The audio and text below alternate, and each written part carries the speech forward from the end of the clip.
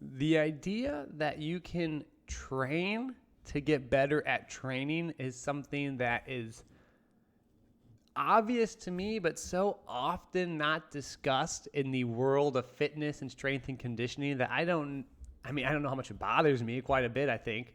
But it bothers me because it helps those who are new to the fitness industry understand a little bit more about the process of, reaching their goals. And so let's just break it down really quick, and let me give you a little bit of an example.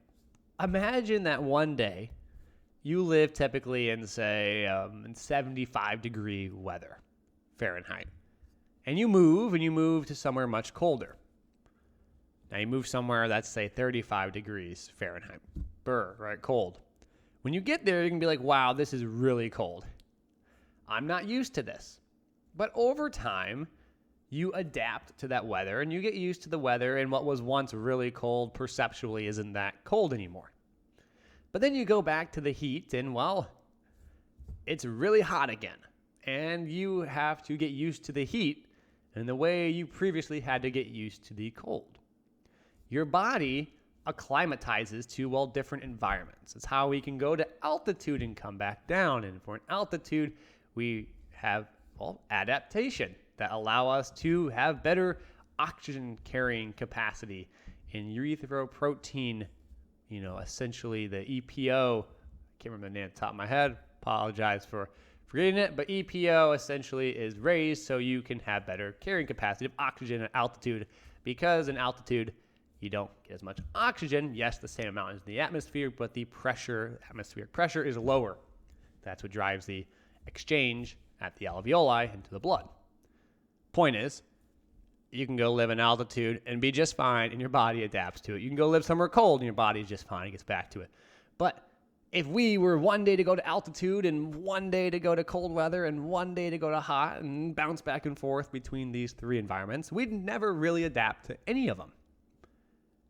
Our ability to adapt to a given stressor, or environment in this case, is specific to the kind of stressor and the environment.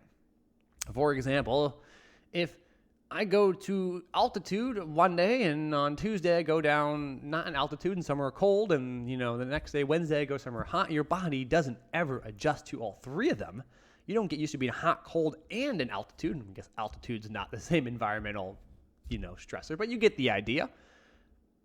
We don't adapt to all three.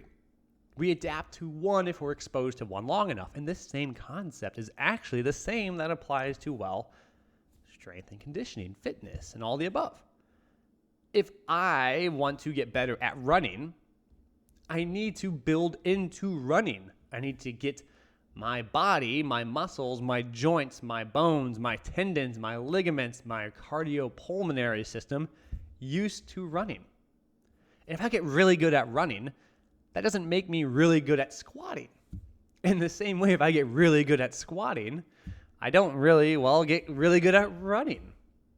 And so when we think about training, our first initial stages of whatever given routine you want to get into is about building your capacity to train. You're actually training to help yourself be able to train more. And so when we do something like this, we don't want high intensity. We don't want to go from a cold weather to the hottest weather in the Sahara as possible on the desert. No, you want to build into it ideally. So when you start to train, you don't just want to one day haven't been running and go run a marathon. You want to build into it. You want to go through what's called an extensive means of accumulation. Extensive meaning it is longer, it is repeated exposure, but it's not necessarily super intense exposure. This is important because it's the exposure over time which allows you to then train more over time. It seems really obvious at first, but it's something no one talks about.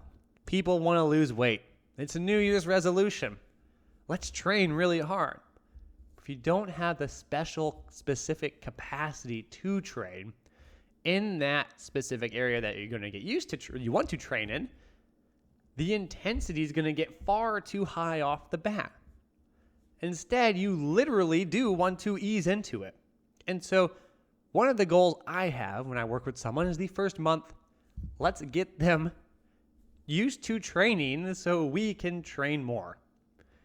In my mind, it's that simple.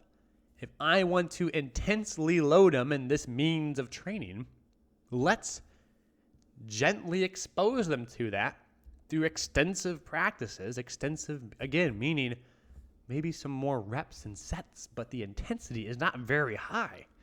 Before we go to more intense work, where if they want to do HIIT, high intensity interval training, a more intense version would be a higher heart rate during the actual exercise portion and a shorter rest interval. An extensive introductory version into this would be not that high of a heart rate and a long rest interval. And then as we progress, maybe you raise the heart rate and keep the rest interval there, or maybe you shrink the rest interval and keep the heart rate there. Point is, we have to get better at training. We have to train to train. So whether you want to accomplish something new and go into a new area of performance and fitness, whether you just want to get started, be aware of what you're doing and take your time to get into it. Take your time developing your capacity to train, ultimately making your training more effective once you are able to load it in a more intense fashion. So hopefully that helps. I know no one really talks about this. It's kind of random as to why no one does, or random why I brought it up too. I don't know. I was kind of thinking about it the other day, and I was like, well, no one talks about this. I wish they did. I think it'd help a lot of people. So hopefully it helps you. Hope you guys enjoy it. Appreciate y'all listening, and I hope y'all take care.